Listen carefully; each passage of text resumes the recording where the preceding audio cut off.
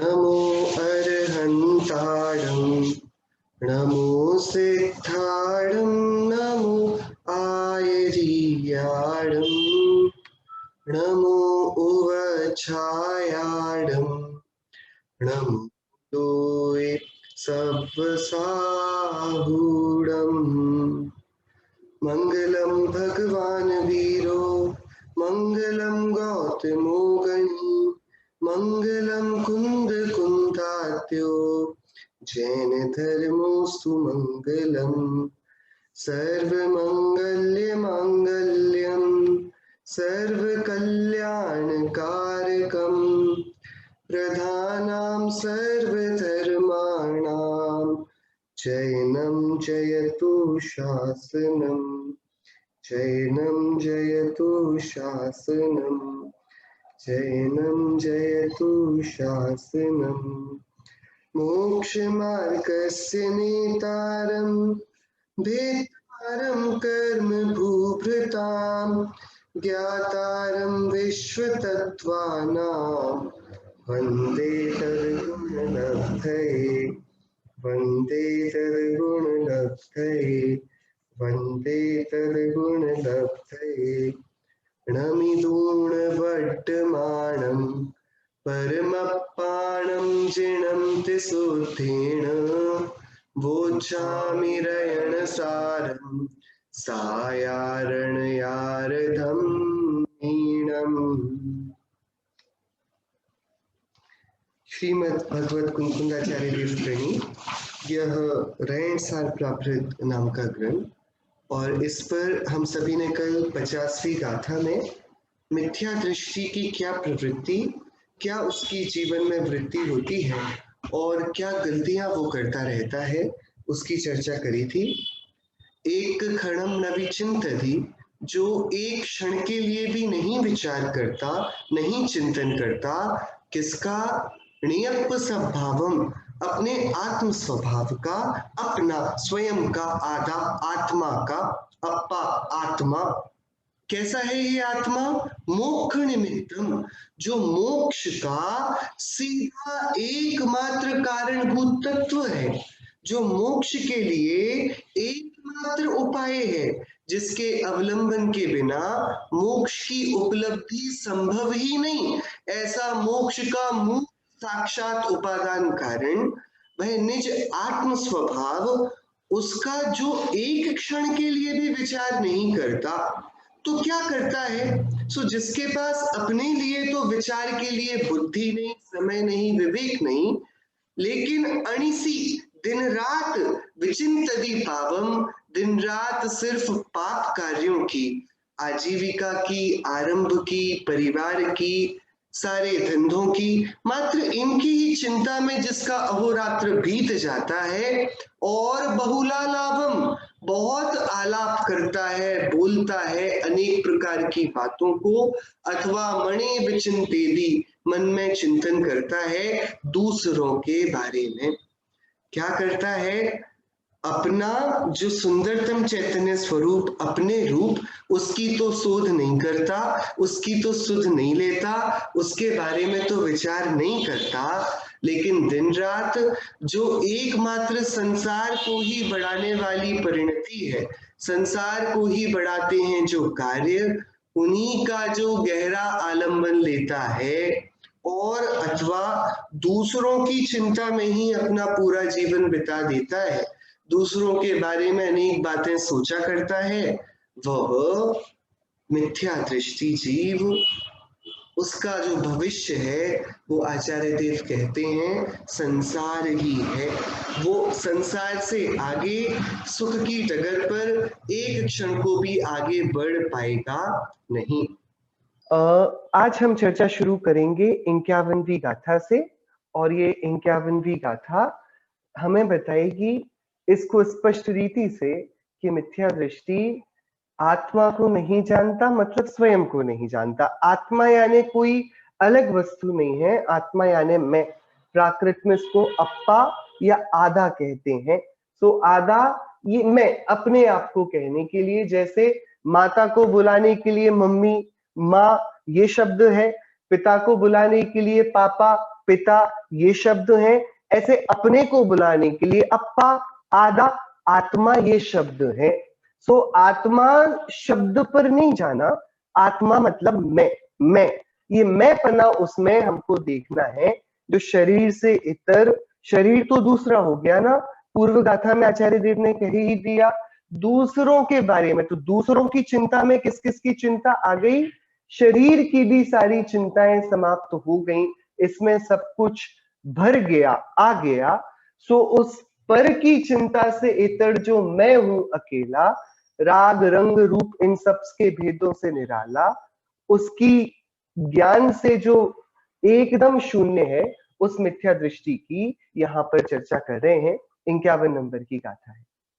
मिच्छा मदि मद मोहा सदमत्तो बुल्लदे जहा भुल्लो तेण न जान दियप्पा अप्पाणम समभावाणम।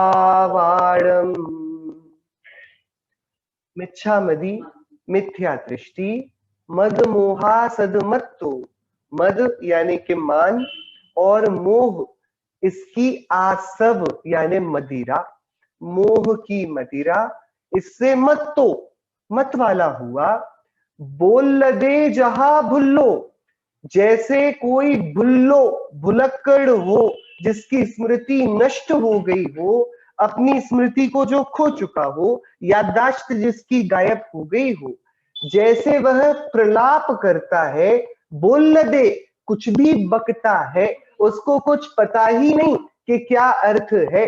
मिथ्या दृष्टि मद और मोह की मदिरा से मतवाला होकर बोल दे प्रलाप करता है। वो क्या बोलता है उसे पता नहीं, किस प्रकार, जैसे भूला हुआ व्यक्ति जिसकी याददाश्त चली गई है, बोला करता है, प्रलाप करता है, क्या ये उसे नहीं पता। तेण न जान दी अप्पा, और क्योंकि वह नशे में है, उसने मिथ्यात्व मद की मदिरा को पिया हुआ है, उसके प्रभाव में है, इसलिए वह तेण न जान दी नहीं जानता अप्पा अपने आत्मा को, और अप्पाणम समभावाणम, और आत्मा के अपने ही स्वयं के साम्य भावों को न जान दी नहीं जानता। मिथ्या दृष्टि मद और मोह की मदिरा से मतवाला होकर भुलक्कड़ के समान प्रलाप करता है, इसलिए वह अपनी आत्मा को और आत्मा के साम्य भावों को नहीं जानता। क्या दिक्कत है यहाँ पर? आचार्य देव ये बता रहे हैं कि जो भी स्वरूप के ज्ञान से अनभिज्ञ है वह मिथ्या दृष्टि है, और जो भी मिथ्या दृष्टि है वह स्वरूप के ज्ञान से शून्य है, स्वरूप को नहीं जानता। इन दोनों को कहना एक ही बात है। किसी को मिथ्यात्व सहित कहना अथवा किसी को आत्मज्ञान रहित कहना, ये एक ही बात है। क्या बात है? एक कि हाँ, जो मिथ्या दृष्टि वो आत्मा को नहीं जानता, जो आत्मा को नहीं जानता वो मिथ्या दृष्टि है। तो कारण क्या है? कारण है एक तो है मद। मद क्या? कि अपने को वो मान लेना जो हम नहीं। घमंड कैसे कहते हैं? लोक में भी मद क्या कहलाता है? कोई किसी ऐसे कारण से अपने को बड़ा देखे जिस कारण से बड़ा देखने की आवश्यकता नहीं है। कोई धन से अपने को बड़ा देखे, लेकिन वो नहीं जानता कि ये धन तो किसी का भी टिकता नहीं, कब क्या हो जाए, कुछ ना हो, व्यापार में घाटा ना लगे, और कब रातों रात सब कुछ खाली हो जाए घर से, कब भूकंप आ जाए, कब आग लग जाए संपदा में, हम कुछ नहीं जानते, लेकिन हम फिर भी उस कारण से अपने को बड़ा देखते हैं। तो मद का सामान्य अर्थ क्या हुआ? जो नहीं है उससे अपने को बड़ा देखना, जो नहीं है उससे स्वयं को बड़ा देखना, वह मद कहलाता है। तो मद के कारण हम जो नहीं है हम वो अपने को मानते हैं, तो स्वाभाविक हुआ कि जो हम है उसका हमको ज्ञान ही नहीं। तो आचार्य देव कहते हैं जो मद वाला है वह नहीं हो सकता आत्मज्ञानी, क्योंकि जो वह है उसका उसके विचार होगा ही नहीं। वो जो नहीं है उसी के संरक्षण में अपनी उस इमेजिनरी इमेज को बनाता फिरेगा, और स्वयं का जो स्वाभाविक रूप है उसको कभी स्वीकार करने की उसको आवश्यकता ही प्रतिभासित नहीं होगी। दूसरा है मोह। एक है मद, जो मोह का ही मोटा रूप है, प्रगट रूप है, और दूसरा है मोह। मोह क्या है? मोह यानी एकत्व और ममत्व का परिणाम। और इसको जिनागम में जब जब भी इसकी चर्चा उठाई गई, इसको हमेशा मदिरा, शराब, आसन, इसकी संज्ञा से तौला गया।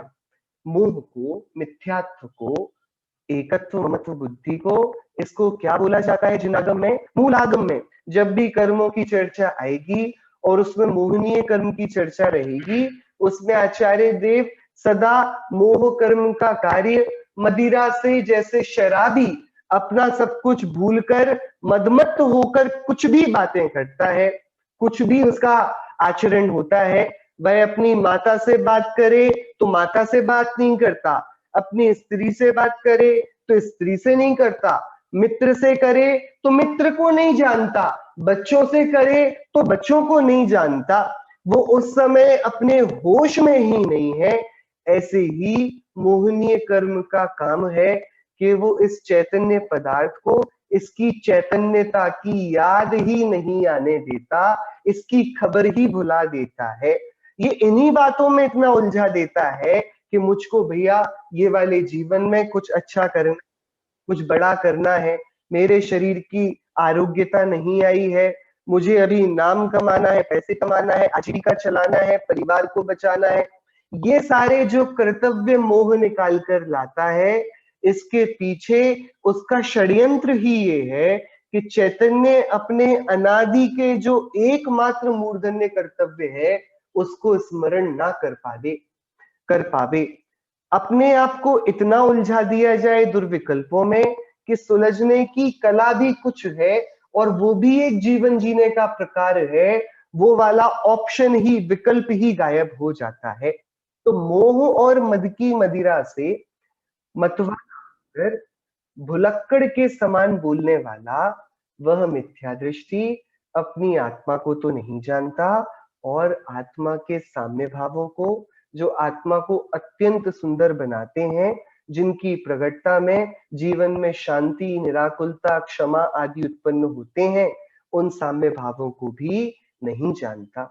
तुरंत ही स्वाभाविक था शिष्य का प्रश्न उत्पन्न हो कि भाई आत्मा के साम्य भाव क्या और इनका क्या फायदा? आचार्य देव 52वीं गाथा में उस आत्मा के साम्य भावों की चर्चा कर रहे हैं। उपशम भाव के कार्य, आत्मा के साम्य भाव के कार्य। गाथा नंबर 52। पुवट्ठिद खवेदिकम्मं पविसदुणो देदि अहिणवं कम्मं इह परलोय महापम देदितः उपसमो भावो।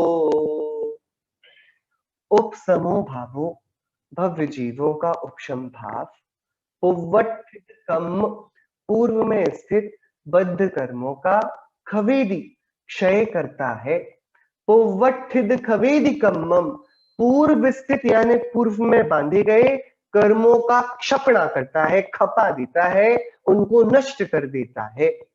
पविसदु णो देदी अहिणवम कम्मम, और अहिणवम कम्मम यानी अभिनव नए आए हुए कर्म, जिनका नवीन बंध हुआ, नवीन आश्रय हुआ, वे कर्म, नए कर्मों को पवुसदुनो, उनको प्रवेश नहीं करने देता।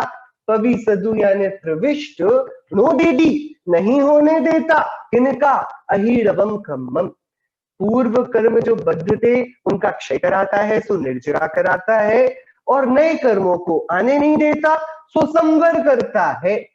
इह परलोय महत्तम, और इतना ही नहीं, इस लोक में और परलोक में महात्म्य देता है। ऐसा तहा उपसमो भावो, वह उपशम भाव है।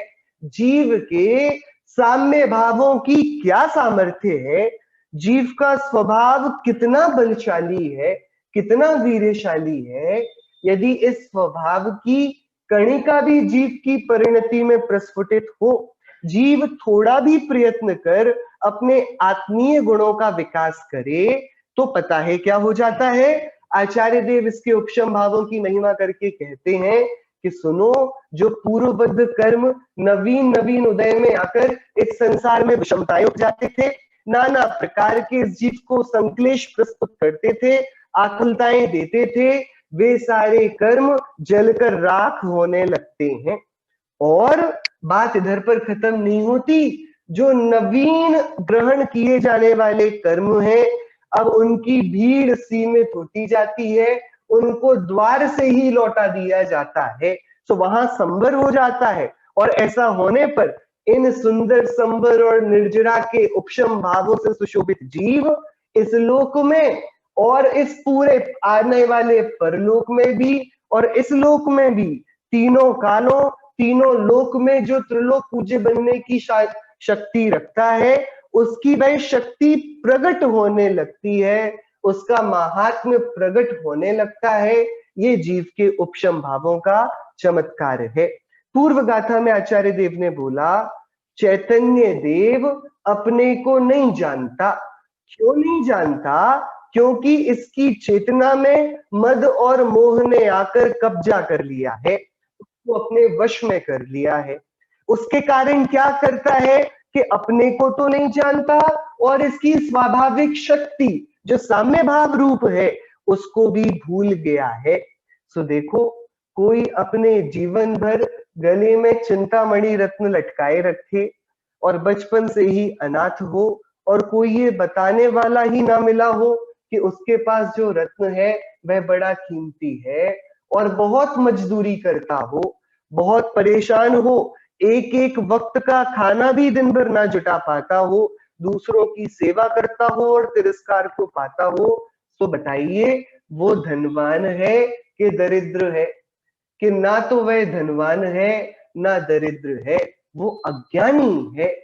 उसके पास ऐसा कोई कारण नहीं जिसके कारण वो क्लेश को प्राप्त हो, उसके पास उसके समस्त क्लेशों को दूर करने की शक्ति है, लेकिन शक्ति होने पर भी शक्ति बड़ी नहीं होती, शक्ति के हो जाने का ज्ञान बड़ा होता है। जिसको अपनी शक्ति का ज्ञान ही नहीं, वो क्या करेगा?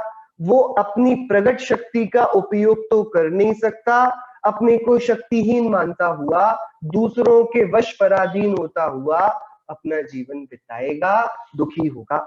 आचार्य देव अब हमको, जो हमें आचार्य देव ने बोला कि हम अपनी चैतन्यता से परिचित नहीं है, हम नहीं जानते कि हमारा स्वभाव इतना उत्कृष्ट है, हम नहीं जानते कि हमारे साम्य भाव न सिर्फ हम सभी को सुखी बनाते हैं, शांत करते हैं, अपितु उनमें इस पूरे संसार को सारक्षम संक्षेप करने की शक्ति व्याप्त है। आचार्य हमको उसी हमारे गले में लटके हुए चिंतामणि रत्न का ज्ञान करा रहे हैं। वे बोलते हैं, देखो हम तुम्हें ये बताते हैं, तुम्हारी पूर्णता तो सिद्धत्व है, ये वाली बात तो दूर की जानो, तुम अभी जिन कार्यों का उपाय कर सकते हो उन कार्यों में पता है कितनी क्षमता है, तुम उपशम भाव को प्रकट करो और पता है क्या होगा कि तुम्हें अभी ही संवर निर्जरा, जो मोक्ष मार्ग का दूसरा नाम है, वे प्रकट हो जाएंगे और तुम्हारे जीवन में न सिर्फ शांति और सुख आएगा, अपितु कीर्ति और महात्म्य भी प्रकट होगा।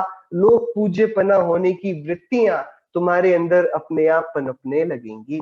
तो क्या होता है ये उपशम भाव? उपशम भाव जैन दर्शन में बहुत ही कीमत रखता है। ये जीव अनादि से कर्मबद्ध दशा में चार गतियों में भटकता आया, अनंत काल तो उसने नित्य निगोद में बिताया, फिर जैसे तैसे काल लब्धि के वश नित्य निगोद से बाहर आकर पृथ्वी, अग्नि, जल, वायु, वनस्पति, इन पांच स्थावर कायों में ही एक इंद्रिय रहा। वहां से बाहर आकर दो इंद्रिय हुआ, तीन इंद्रिय हुआ, चार इंद्रिय हुआ, कभी इल्ली बना, लट बना, कभी चींटी, मच्छर, भौरा, इन सारी नाना जातियों में, जो हम इंसेक्ट्स बोलते हैं जिनको, हम कीड़े मकोड़े बोलते हैं जिनको, उन सारी योनियों में रहा। कौन? मैं। नित्य निगोद से निकला, एक इंद्रिय स्थावर हुआ, अग्नि, वायु, जल, वनस्पति इत्यादि हुआ। वहां से निकला तो अर्थवर्म हो गया, इल्ली हो गया, लट, चींटी, ये दीमक लग जाती है, बिच्छू होता है, भौरा होता है, तितलियां होती हैं, मच्छर, मक्खियां, ये 2 इंद्री से लेके 4 इंद्री तक। फिर आगे बढ़ा तो पंचेंद्री त्रियंश हुआ। ऐसा हुआ कि इसका जन्म ही मरण के लिए होता था। ये पैदा होता था और पीछे कोई इसके पैदा होने का इंतजार करता था कि ये पैदा होगा, इसकी चमड़ी नरम रहेगी, इसको उबाल कर मारेंगे, उसकी चमड़ी से फिर किसी का पर्स बनेगा, बेल्ट बनेगा, खाना बनेगा। ऐसे करके बहुत ही दुर्बल संगी पंचेंद्रिय पर्याय में हुआ, फिर सबल हो गया। सो जो दूसरे लोग थे जो इसके पहले मरने का इंतजार करते थे, ये उन दूसरे लोगों की पंक्ति में जाकर खड़ा हो गया। अब ये किसी अन्य जीव के मरने का इंतजार करता है या उसको मारने को उतारू हो जाता है। ये त्रियंश ही रहा। फिर जाकर इतनी क्रूरता करी, ऐसा भयंकर क्रूर हुआ कि नरकों में जा पड़ा। त्रियंश से नरक गया, नरक में इतनी वेदना पाई, वहां पर थोड़ा सा ये शांत पड़ा कि नहीं, यदि इतनी वेदना होती है तो मैं दूसरों को कष्ट नहीं दूंगा। तो थोड़ा शांत पड़ा तो फिर त्रियंश बन गया। कालक्रम पाकर मनुष्य बना। मनुष्य गति में यहाँ वहां दान आदि की चर्चाएं चलती थी। थोड़ा बहुत जीवन में अकाम निर्जरा करी, थोड़ा बहुत सहन कर लिया कर्म के उदय को, तो देव बन गया। ऐसे करते करते हम सभी ने चारों गतियों में नाना प्रकार से भ्रमण किया। ये कहलाता है अनंत संसार। इस अनंत संसार की परिपाटी को तोड़ने का जब भी जैन दर्शन में उपाय पूछा जाता है, तो जैन आचार्य बोलते हैं उपशम भाव की प्रकटता। किसे कहते हैं उपशम भाव? इसको आचार्य सिद्धांत शास्त्रों में प्रथमोपशम सम्यक्त्व कहते हैं। जीव के 5 भाव होते हैं। कौन कौन से होते हैं 5 भाव? औदैक भाव, क्षायोपशमिक भाव, क्षायिक भाव, पारिणामिक भाव, और एक और कौन सा रह गया? औपशमिक भाव। ये जो औपशमिक भाव है ना, ये जीव का ऐसा परिणाम है जो आज तक अनादि मिथ्या दृष्टि जीव का आज तक प्रकट नहीं हुआ। अनादि मिथ्या दृष्टि मतलब कौन? जिन्होंने आज तक आत्मा का रस नहीं चखा। ऐसे भी कोई हो सकते हैं जिन्होंने आत्मज्ञान किया हो फिर विस्मृत हो गया हो। जैसे हम किसी बात को पढ़कर भूल जाते हैं, किसी एक्सपीरियंस को पाकर याददाश्त चली जाती है, ऐसे ही किन्हीं ने पहले तो तत्व ज्ञान लेकर आत्मानुभूति करी, फिर आगे काल में निमित्त पाकर, कर्मोदय पाकर, कुसंगति पाकर, मृत्यु के कारण दुर्गति दुसंयोगों में पहुंचकर उसको विस्मृत कर दिया। उनकी चर्चा नहीं। किनकी चर्चा है? जिसने आज तक सुख क्या होता है इसको चखा ही नहीं। वो जीव जब सुख के पायदान पर पहला कदम रखेगा तो भाई सुख के साथ ब्रेक द आइस तो करना पड़ेगा ना। तो आइस ब्रेकिंग सेशन जो होगा सुख और चैतन्यता का, वो कौन देगा? कि सिद्धांत ग्रंथों ने बोला इस जीव को यदि ये अनादि से आज तक आत्म स्वरूप से पूर्णतः अपरिचित रहा, तो इसको यदि मोक्ष मार्ग में प्रविष्ट होना होगा तो इसको भयंकर पुरुषार्थ चाहिए, क्योंकि इसने जो आज तक नहीं किया वो कार्य करना है। कर्मों का इतना बड़ा जाल अनादि से फैला हुआ, सो उनका जो पहुंच है, पकड़ है, वो बहुत मजबूत है। ये ऐसे नहीं टूटेगी थोड़ा नॉक नॉक करके, इसको तो बहुत पीछे से दौड़कर आना होगा और धक्का लेकर तोड़ना होगा। सो क्या करता है कि इसको बोलते हैं प्रथमोपशम सम्यक्त्व। अनादि मिथ्या दृष्टि जब पहली बार चैतन्यता का अनुभव करेगा, अपने निज ज्ञायक स्वभाव की महिमा को जानकर उसके चिदानंद रस का पान करेगा, तब उसके कौन सा भाव प्रकट होगा? उसके औपशमिक भाव प्रकट होगा।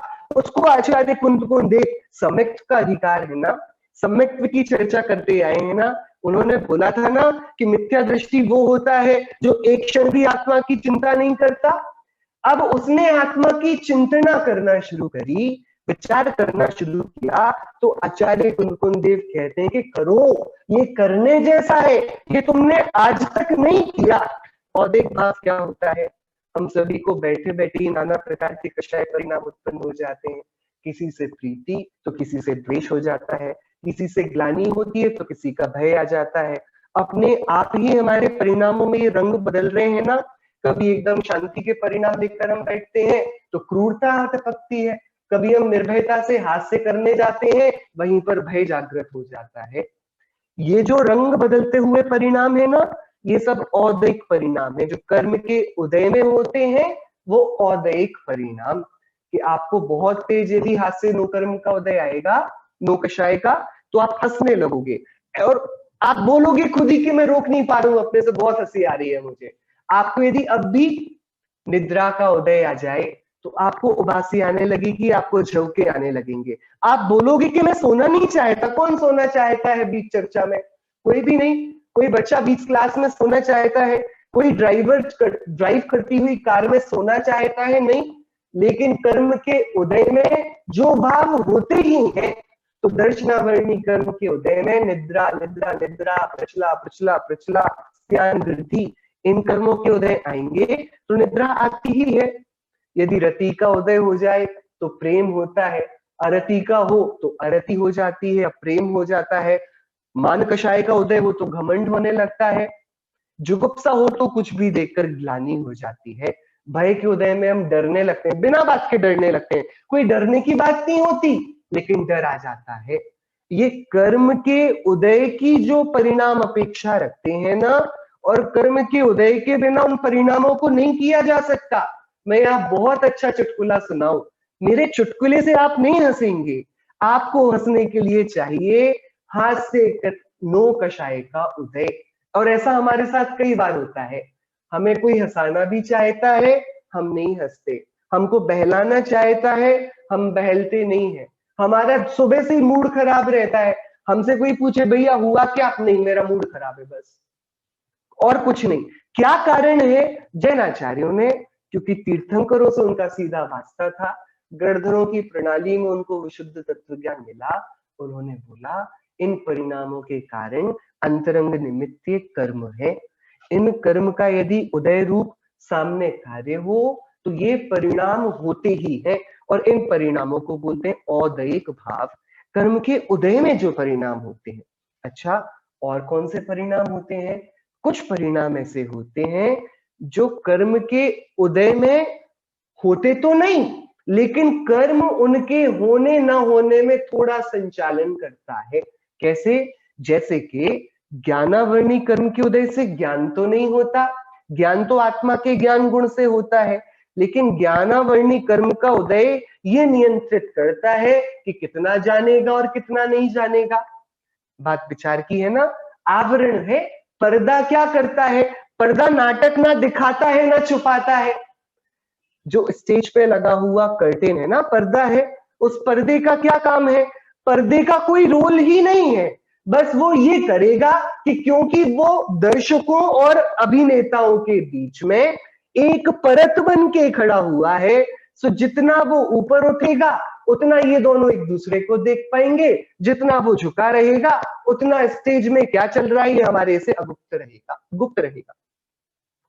बराबर ऐसे ही जिन कर्मों में परिणामों में कनेक्शन कैसा कि ज्ञानावर्णीय कर्म ये आत्मा को जानना नहीं सिखा सकता, हाँ आत्मा में जानने की शक्ति है, ये उसकी जानने की शक्ति को कम ज्यादा कर देता है, आवरण, पर्दा लगा देता है। ऐसी अंतराय आत्मा की शक्ति को नियंत्रित नहीं करता, आत्मा की शक्ति जितनी प्रकट है, सो अप्रगट शक्ति का कारण कौन? वो अंतराय कर्म है।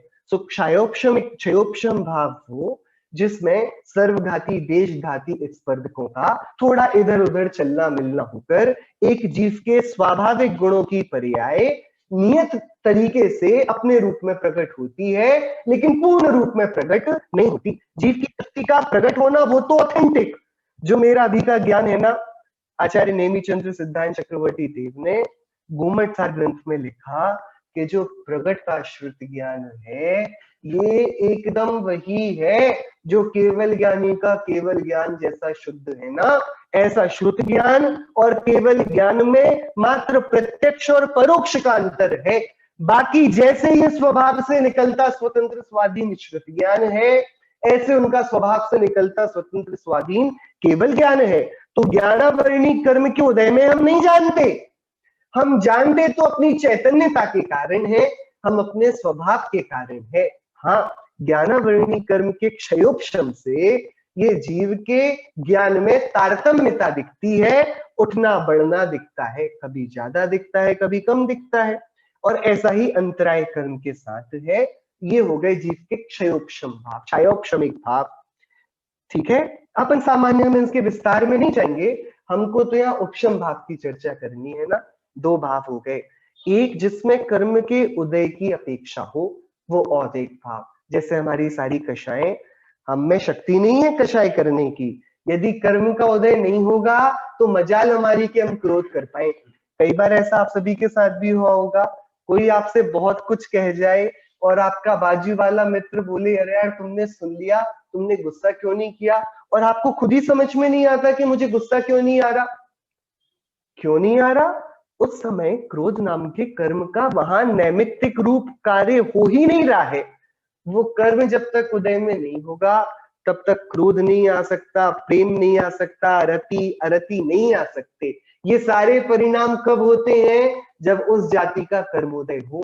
इसके लिए आचार्य कुंद देव ने समय सार ग्रंथ में बोला, ये मोह राग आदि कर्म के किए परद्रव्य है, अजीब है, इसमें चैतन्यता का कुछ काम नहीं। प्रगट है ना, प्रगट है, प्रगट है ये वाली बात कि मैं राग नहीं कर सकता किसी से, आप कितनी कोशिश कर लो।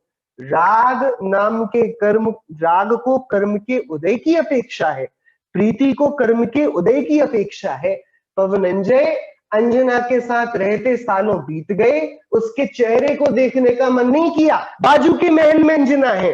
अब जब वे युद्ध के लिए जाते हैं और चकवा चकवी को एक पड़ाव पर देखते हैं सरोवर में, और अब उनको अंजना की याद आती है, तो बताओ अंजना की याद क्यों आ गई? अंजना ने कोई पत्र लिखकर भेजा था, क्या हुआ जिससे वर्षों से ना मिले, शादी होने के बाद से ही अचानक से उसके प्रति प्रीति अब कैसे आ गई? ये तो भैया पुराणों के उदाहरण हैं, लेकिन ये हमारे जीवन में अनुभूत है, ये हम सभी ने अनुभूत किए होंगे। हमें किसी पर क्रोध तो किसी पर प्रीति हर समय नहीं आया करती, और कभी कभी जब वो हो भी ना, हम प्रत्यक्ष परोक्ष में उससे प्रेम अथवा अप्रीति क्रोध मान कर लिया करते हैं। सो कारण क्या कि हम नहीं करते, वो तो किसी कर्म के उदय की विशिष्ट अपेक्षा का है। सो हमने कहा किया प्रेम, हमने कहा करी प्रीति, हम तो यहाँ पर एकमात्र अपराधी हैं तो चैतन्य स्वरूप के, कि हमने जानने देखने का कार्य छोड़कर कर्म के कार्य को अपना माना। बाकी उस कार्य को करने में अपराध तो पूरा है, क्योंकि भैया सावधानी हटी दुर्घटना घटी, सीधी बात है। हम असावधान हुए ना, लेकिन असावधान होने का अर्थ ये नहीं है कि हमने उन परिणामों को किया, वे परिणाम तो औदैक भाव होते, उस जाति के कर्म का उदय हो तो वे परिणाम होते ही हैं, किसी से नहीं रुकते, रोके नहीं जाते। उनको रोकने की एक ही औषधि है, आचार्य कुंदेव उस औषधि को यहाँ उपशम भाव के रूप में कथित कर रहे हैं। दो भाव हुए, औदैक भाव, दूसरा क्षयोपशमिक भाव। क्षयोपशमिक भाव की परिभाषा तो बड़ी साहित्यिक है, उसके लिए हम थोड़ी कर्म की व्यवस्थाओं को समझना पड़ेगा। देशघाती, स्पर्धक और सर्वघाती, ये वाली बातों पर हम अभी नहीं जाएंगे। आगे यदि आचार्य देव उस प्रसंग की बात करेंगे तो करेंगे। क्षयोपशमिक में ऐसा देखना, आत्मा के स्वभाव में जो तारतम्यता लाता है लेकिन उसके साथ खिलवाड़ नहीं करता। ज्ञान पूरा जितना प्रकट है ऑथेंटिक है, हाँ कम ज्यादा होता रहता है, ये आवरण जो करेगा। तो ऐसे में ज्ञान का हम बोलते हैं ना, उनका क्षयोपशम बहुत अच्छा है। क्षयोपशम बहुत अच्छा है मतलब उनके जो ज्ञान का उघाड़ है वो ज्यादा है, और ज्ञानावरण का जितना आवरण है वो कम है। तो उनके क्षयोपशमिक ज्ञान छद्मस्त अवस्था में क्षयोपशमिक कहलाता है, कैवल्य अवस्था में वो क्षयिक हो जाता है, केवल ज्ञान हो जाता है। दो भाव। तीसरा, तीसरा भाव है, हम इसको क्रम से नहीं अलग अलग एक एक भाव से समझ रहे हैं। तीसरा भाव है क्षयिक भाव। क्षयिक भाव क्या कहलाता है? जो अरिहंत भगवान को चार घातिया कर्मों के अभाव में और सिद्ध भगवान को आठों कर्मों के अभाव में प्रकट हुआ है, उसको क्षयिक भाव कहते हैं। केवल ज्ञान में तीनों काल तीनों लोगों को जानने की शक्ति जो केवली भगवान को प्रकट हुई, सो किस कारण हुई कि पहले जो ज्ञान में आवरण करके क्षयोपशम भाव को बनाता था ना, वो कर्म अब नष्ट हो गया, पर्दा जल गया। अब दर्शक और अभिनेता के बीच कोई अंतर नहीं बचा, एक परत थी वो टूट गई, अब प्रत्यक्ष पूरी स्टेज दिखाई देती है। ऐसे ही ज्ञानावरणीय कर्म का क्षय जिसमें निमित्त है, ऐसे केवल ज्ञान का उदय हो जाना एक क्षयिक भाव है। तो कर्म के क्षय से, नाश से, नष्ट हो जाने से जो आत्मा की परिणति होती है, आत्मा की उस परिणति को क्षयिक भाव कहते हैं। ये हमारे अनंत सिद्ध भगवान के तो 8 कर्म संबंधी है। बाकी चौथे गुण स्थान में जैसे रामचंद्र जी क्षयिक सम्यक दृष्टि थे, जैसे हमारे तीर्थंकर जो जन्म लेते हैं वे क्षयिक समकिति होते हैं ना। क्षयिक सम्यक दर्शन मतलब उन्होंने मिथ्यात्व के पूरे जंगल को समूल नष्ट कर दिया। सो उनके मिथ्यात्व नामक दर्शन मोहिनीय कर्म के अभाव में जो विशुद्ध सम्यक्त्व परिणति प्रकट हुई, और अब वो समूल नष्ट होकर प्रकट हुई है, इसलिए अब वो दोबारा मिथ्यात्वोदित नहीं होगा, उसको बोलते हैं क्षयिक भाव। चौथा है उपशम भाव और पांचवा है पारिणामिक। उपशम भाव पर हम आएंगे। पारिणामिक भाव क्या है? ये आत्मा कहलाता है पारिणामिक भाव। इसके 3 भेद हैं, कौन कौन से? एक तो भव्यत्व, एक अभव्यत्व, और इस जीव का ही ये पारिणामिकत्व, जीवत्व भाव। कैसा कि मैं जीव रूप हूं, ये तो मेरा ऑथेंटिक रूप है। मैं कौन सी वस्तु हूं? मैं जीव वस्तु हूं। कैसी वस्तु हूं? जैसी जगत की सारी वस्तुएं हैं। कैसी हैं जगत की सारी वस्तुएं? परिणाम स्वभाव वाली, उत्पाद व्यय द्रव्य युक्तम सत। समस्त वस्तुओं का स्वभाव क्या है कि उनकी ध्रुवता निरंतर पर्यायों के उत्पाद व्यय को लिए हुए है।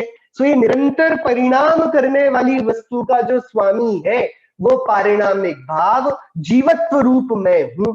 और इसमें 2 प्रकार के वेरिएशंस होते हैं। एक होता है भव्य, जो मोक्ष जाने की लायकात रखते हैं। एक अभव्य, जिनके बाय डिफॉल्ट ही ऐसी शक्ति नहीं है कि वे मोक्ष को जा पाएंगे। प्रकृति का कोई उनके प्रति विद्वेष अन्याय नहीं है, ये तो प्रकृति का स्वभाव है। सो उन्होंने कोई अपराध किया, उसकी सजा उनको मिली कि कभी मोक्ष नहीं जाएंगे, ऐसा नहीं है। अभव्यों के जीवन में थोड़े कम गुण होते हैं और भव्यों के ज्यादा गुण होते हैं, ऐसा नहीं है। दोनों जीव हैं, चेतना के स्वामी हैं, अनंत गुणों के भंडार हैं, सिद्धों के जैसा ही दोनों का स्वरूप है। बस बना ऐसा बनेगा, इनके कभी उस जाति का पुरुषार्थ हो भी जाए तो संभवेगा नहीं, क्योंकि उनके अंतरंग में अभव्यत्व नाम का पारिणामिक भाव है। तो ये कभी मोक्ष नहीं जाएंगे। लेकिन इनकी चर्चा भी हमको इष्ट नहीं। हमको किसकी इष्ट है चर्चा? पारिणामिक भाव ने वस्तु की स्थापना करी, वो चेतनात्मा, उसके कौन कौन से परिणाम? कर्म का उदय हो तो औदयिक रागद्वेष के परिणाम, कर्म के क्षयोपशम से ज्ञान वीर्य के क्षयोपशमिक परिणाम, कर्म के क्षय से केवल ज्ञान, अनंत दर्शन, अनंत सुख, अनंत वीर्य, सूक्ष्मत्व, अग्रु लघुत्व इत्यादि ये क्षयिक परिणाम। और इसके उपशम से, उपशम का क्या अर्थ है? उपशम का अर्थ होता है दबा देना, दबा देना। इसका जो आगम में उदाहरण है तत्वार सूत्र ग्रंथ में हम सभी ने पढ़ा है। एक पानी है, पानी में मिट्टी है, वो पूरा पानी मैला दिखता है। सो पानी में कतक फल डाल दें, फिटकरी डाल दें, तो क्या होगा? थोड़ी देर में पानी पूरा साफ दिखने लगेगा। तो मिट्टी कहाँ गायब हो गई? क्या वो कतक फल मिट्टी को खा गया? क्या उस फिटकरी से मिट्टी गायब हो गई कि नहीं? हम देखेंगे गौर से तो पाएंगे मिट्टी तो पूरी नीचे तल पर बैठी हुई है। मतलब क्या कि पानी साफ दिखता है, पानी निर्मल दिखता है, लेकिन इस ग्लास को उठाया जाएगा तो वापस वो मिट्टी की मलिनता ऊपर को आने लगेगी। इसका नीचे बैठ जाना ये उपशमन है। उपशमन क्या है कि हाँ, यदि अभी आप चाहो तो आप निर्मल पानी को बाहर दूसरे ग्लास में निकाल सकते हो, संभव है। लेकिन यदि आप ये चाहो कि आप पूरा का पूरा निर्मल पानी निकाल लो और मिट्टी ऊपर ना आए, ये तो संभवेगा नहीं। ऐसे ही जीव के कर्मों के उदय के कारण औदैक भाव होते थे। तो जीव के कर्म के उदय की को बैठाने का प्रयत्न किया जाए कि भाई ये कर्म के उदय की मिट्टी ऊपर उठे नहीं, तो जो बचेगा उसको बोलेंगे जीव की निर्मल परिणति, जैसे निर्मल पानी। तो इस कर्म के उदय का उपशमन कर देना, दो प्रकार का उपशम होता है, सदवस्था रूप उपशम और एक दूसरा कौन सा उपशम होता है, अंतरकरण रूप उपशम। दो प्रकार के उपशम होते हैं जिस पर अनंतानुबंधी कर्म और दर्शन मोहनीय कर्म, इन दोनों को दबाकर बिठा दिया जाता है, इनका उदय नहीं आता, दो प्रकार से नहीं आता। दर्शन मोहनीय कर्म तो जब आत्मा को आत्मानुभूति होती है, आत्मा की उदयावली से बहुत दूर जाकर बैठ जाता है, या तो पहले ही उतने समय के लिए उदय में आकर उदीर्णित हो जाता है, अथवा वो पीछे वाले अपने आप को पीछे कर लेता है लाइन में। जब तक आत्मा अपने को जानेगा तब तक हम उदय में नहीं आएंगे। अंतरकरण रूप उपशम। और अनंतानुबंधी चुप कर बैठा रहता है, क्योंकि अनंतानुबंधी का सेनापति तो था दर्शन मोह, दर्शन मोह खुद ही मैदान छोड़कर भाग गया, तो अब अनंतानुबंधी तो प्यादे हैं, उनकी शक्ति नहीं है कि वे अकेले मैदान में लड़ने आ जाएं चैतन्य देव से। तो अनंतानुबंधी उसी समय जीव की सत्ता में रहती हुई अब वह उदय में नहीं आती, वो झुकी रहती है, दबी रहती है। इस कारण जीव के जो निर्मल स्वानुभव होता है और अनंतानुबंधी कषाय का उपशम और मिथ्यात्व की तीन प्रकृतियों का उपशम होता है, उस औपशमिक भाव को प्रथमोपशम सम्यक्त्व कहते हैं। ये प्रथमोपशम सम्यक्त्व गुण श्रेणी निर्जरा लिए होता है। क्या मतलब कि पुव्वट्ठित खवेदी कम्मम, जो पूर्व में स्थित कर्म है, ये जीव प्रथमोपशम सम्यक्त्व के समय अंतम करण लब्धि के परिणामों में ही गुण श्रेणी निर्जरा प्रारंभ करता है। त्रिकरण परिणाम होते हैं, ये पूरी प्रोसेस है इसकी, जिसको लब्धि सार ग्रंथ में बहुत विस्तार से आचार्य नेमिचंद सिद्धांति देव ने बताया है। सूक्ष्म चर्चा है ये, उसमें पूरा का पूरा ग्रंथ कर्म की उपशमना कैसे होती है और क्षपणा कैसे होती है। सो लब्धि सार में तो सम्यक्त्व के पूर्व होने वाली 5 लब्धियों का वर्णन है। अकेली इस प्रोसेस का कि अनंतानुबंधी अनादि मिथ्या दृष्टि जीव जब पहली बार अपनी परिणति में चैतन्य देव का अनुभव करते हैं, तब कर्मों के बीच क्या भूकंप आता है, उसका वर्णन करने के लिए लब्धि सार ग्रंथ आचार्य देव ने लिखा। और जब तीर्थंकर देव और अरिहंत महामुनि, जब महामुनि राज श्रेणी में चढ़कर कर्म की पूरी लंका का दहन करते हैं, तो उन कर्मों का क्षय कैसे होता है, उसका सारा क्षपणा सार ग्रंथ में लिखा। ये सब सिद्धांत के बड़े बड़े ग्रंथ हैं, इन पर आचार्य कल पंडित प्रवर टोडरमल जी की टीकाएं भी हैं, सम्यज्ञान चंद्रिका में उन्होंने इनको समाहित किया है। सो ये जो उपशमना है परिणामों की, इस उपशमना से पूर्व स्थित बद्ध कर्मों की तो निर्जरा होती है, और नए अनंतानुबंधी और मिथ्यात्व संबंधी कर्म जो सर्वस्व हरण कर लेते थे इस चैतन्य आत्मा का और इसको रुलाते थे, भव भव में भटकने को मजबूर करते थे, उन कर्मों का प्रवेश ही निषिद्ध हो जाता है। सो यदि हम भी कभी प्रकट करेंगे सम्यक्त्व को, सो कौन सा सम्यक्त्व होगा, औपशमिक सम्यक्त्व होगा, और वो पहली बार होगा ना, तो प्रथमोपशम उसका नाम होगा। प्रथमोपशम नाम होगा, आचार्य कुंकुन देव उसको उपशम भाव बुलाते हैं और बोलते हैं सुनो, तुमने जो अभी तक नहीं किया एक क्षण को भी स्वरूप का विचार, अब तुम उस विचार में लगो। तुम जो हमेशा करते रहे पाप का और दूसरों का विचार, उस विचार से थक जाओ, शांत हो जाओ, तुम अपने चैतन्य स्वरूप का विचार करो, आगम का अभ्यास करो, तत्व ज्ञान में तत्व विचार में प्रीतिवंत हो, तो तुम्हें उपशम भाव प्रकट होगा। वही सम्यक्त्व का प्रकट होना है, और उससे पता है क्या होगा, जो तुम्हारे चिर शत्रु हैं ये 8 कर्म, इनमें संवर और निर्जरा का प्रहार होना शुरू हो जाएगा, और तुम शीघ्र ही इस लोक में तो आनंद को पाओगे ही, आगे जाकर महामुनि राज बनोगे, देवलोक तुम्हारी चरण वंदना करेंगे, और तुम उसकी परवाह ना करते हुए भी श्रेणी आरोहण करके आर्हतपना प्रकट करोगे, और सिद्धत्व तुम्हें एकदम प्रकट प्राप्त होगा।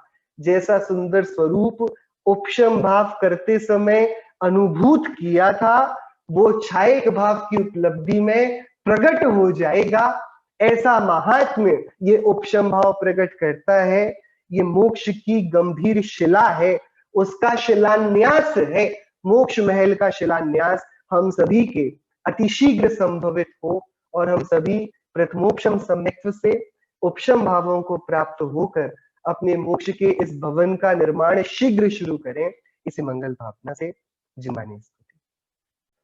साची तो गंगा यह वीत रागवाणी, अविच्छिन्न धारा निज धर्म की कहानी। जामे अति ही विमल अगाध ज्ञान पानी, जहाँ नहीं संशयादि पंख की निशानी। साची तो गंगा यह वीत रागवाणी, सप्त भंग जह तरंग उछलत सुखदानी। संत चित मराल वृंद रमे नित्य ज्ञानी। साची तो गंगा यह वीत रागवाणी, जाके अब गाहन ते शुद्ध होए प्राणी। भाग चंद निश्चय घट माहिया प्रमाणी। साची तो गंगा यह वीत रागवाणी, अविच्छिन्न धारा निज धर्म की कहानी। नो भाई।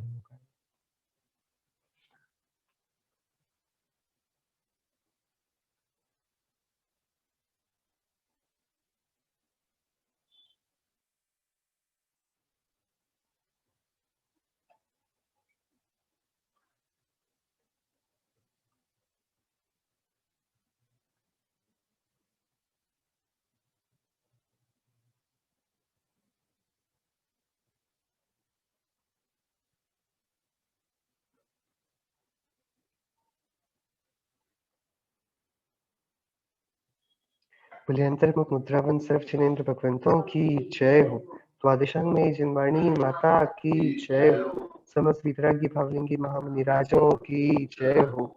अहिंसा में जैन धर्म की जय हो। शासनायक तीर्थंकर वर्धमान स्वामी की जय हो। कलिकाल सर्वज्ञ श्रीमद भगवत कुंकुंदाचार्य देव की जय। श्री रैनसार ग्रंथ की जय हो। जय जय।